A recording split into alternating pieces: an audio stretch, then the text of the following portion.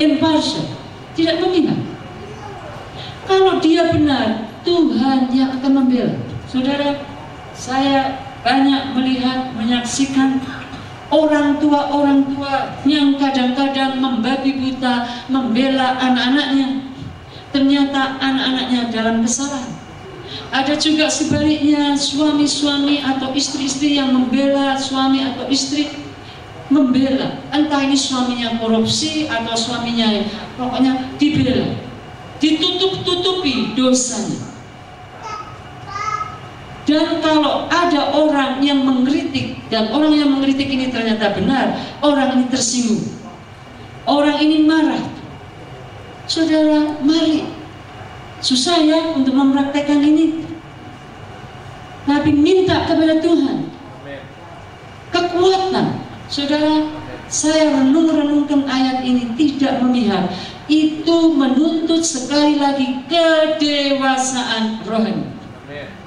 Kedewasaan rohani dan takut kepada Tuhan, dan juga beriman, berani menyerahkan kepada Tuhan. Kalau kita tahu keluarga kita berbuat salah, kita sudah nasihati, tidak bisa, serahkan kepada Tuhan. Kita tidak perlu membuat pembelaan kepada orang, kepada diri sendiri, dan menutupi. Bukan berarti kita suka bongkar-bongkar, tapi kalau memang itu salah, hadapi kesalahan itu, jangan kita bela. Di situ saudara, kita akan mendapat hikmat dari atas. Terus tadi saya katakan, hikmat dari atas tidak gampang, tapi ini yang Tuhan minta. Impartial, tidak memihak. Salah-salah, benar-benar. Mungkin sekarang sudah berhadapan dengan adik perempuan dan ipar laki-laki.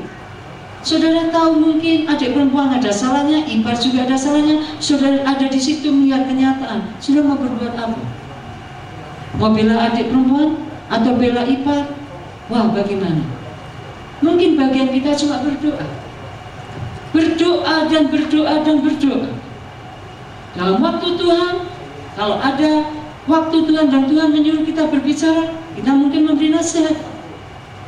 Bukan karena kebetulan ini ipar yang betul atau adik yang betul atau siapa yang salah, lalu kita bela, sehingga menimbulkan banyak masalah di dalam keluarga gara-gara membela ini dan membela itu, padahal belum tentu yang dibela itu benar.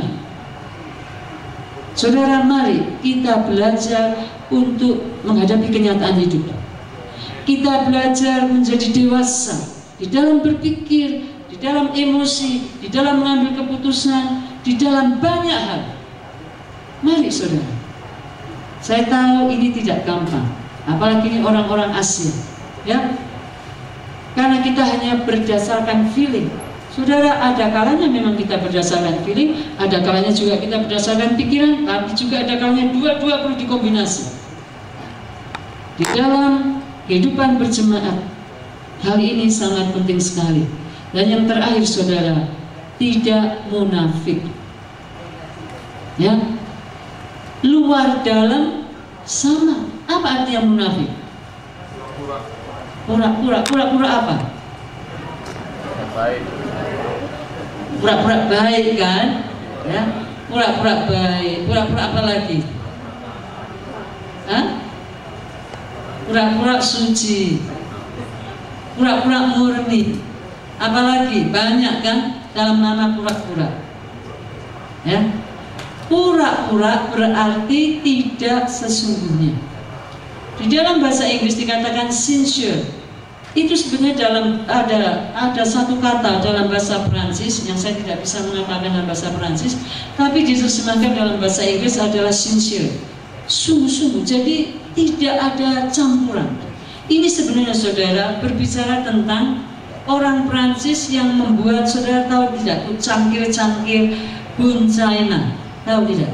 Yang mahal, yang bagus, ya kan? Bun China, entah itu cangkir, ada alasnya, pokoknya Bun China. Nah sekarang ini di Indonesia sudah ada Bun China. Dari Inggris, ya, mereka rupanya sekarang mengirim tenaga-tenaga untuk buat pabriknya di Indonesia.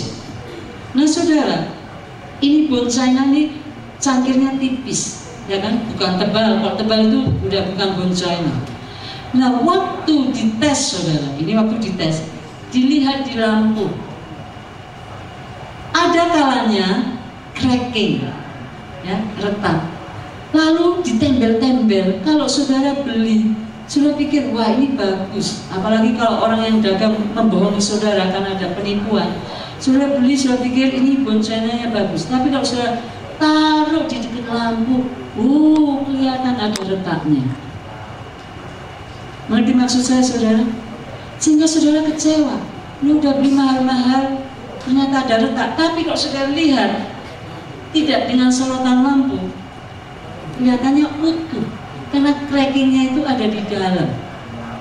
Ya, saudara yang tahu bone china, saya kira saudara mengerti maksud saya.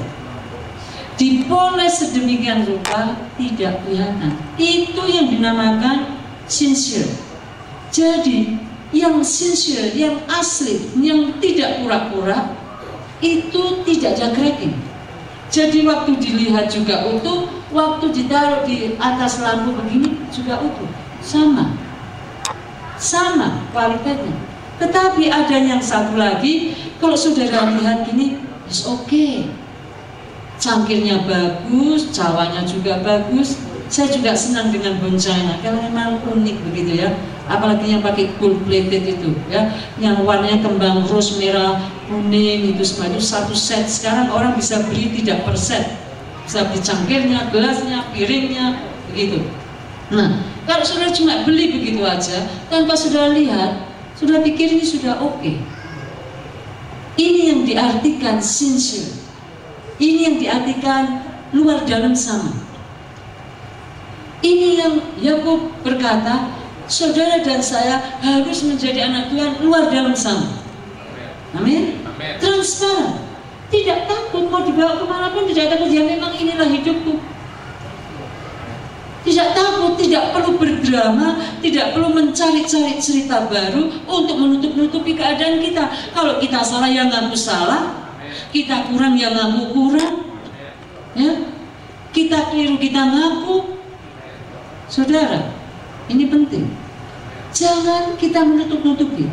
Saya sedih mendengar cerita teman saya di Salatiga, dan ini kejadiannya betul. Saya tidak pakai pengeras suara.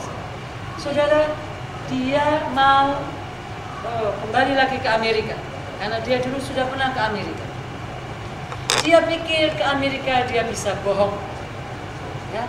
Lalu waktu dia masukkan lamaran ke kedutaan di Indonesia, dia diinterview, dia ditanya, waktu dulu kamu tinggal di Amerika, kamu tinggal berapa lama?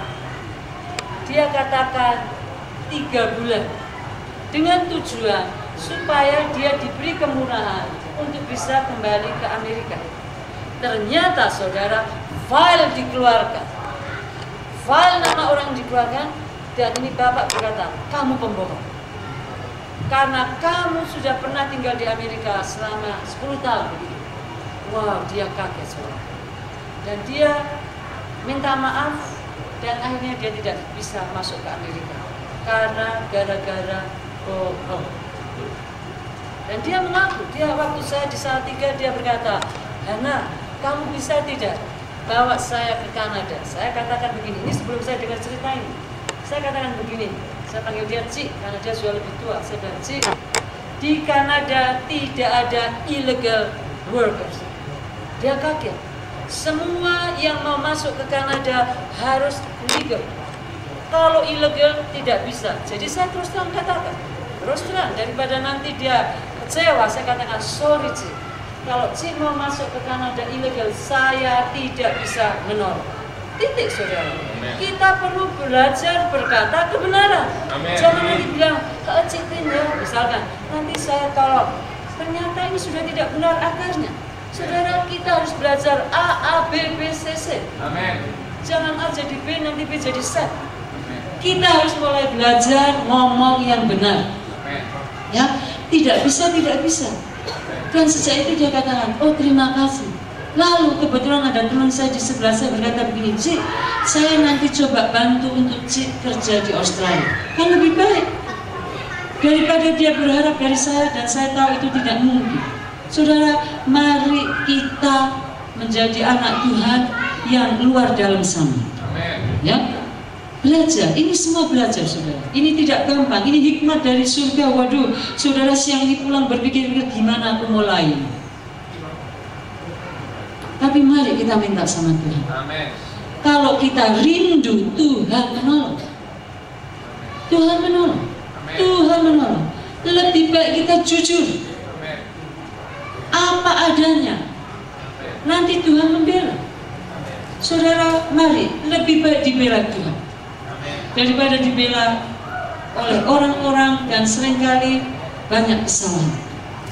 Saudara yang dikasihi oleh Tuhan, siang ini mari kita merenungkan kebenaran-kebenaran firman Tuhan ini. Mari kita minta hikmat yang datang dari atas. Ya, saya tidak tahu apa yang ada di dalam hati kita siang ini.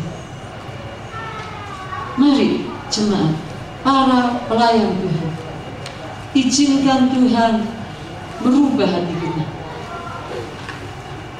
Firman Tuhan ditutup dengan ayat yang ke-18. Buah yang terdiri dari kebenaran ditaburkan dalam damai untuk mereka yang mengadakan damai. Kiranya buah kebenaran yang ditaburkan dalam damai akan menghasilkan damai di dalam hidup kita. Seringkali kita tidak ada damai karena ada kesalahan-kesalahan yang kita tutup-tutupi. Tapi izinkan siang ini Roh Kudus meneropong hati kita masing-masing.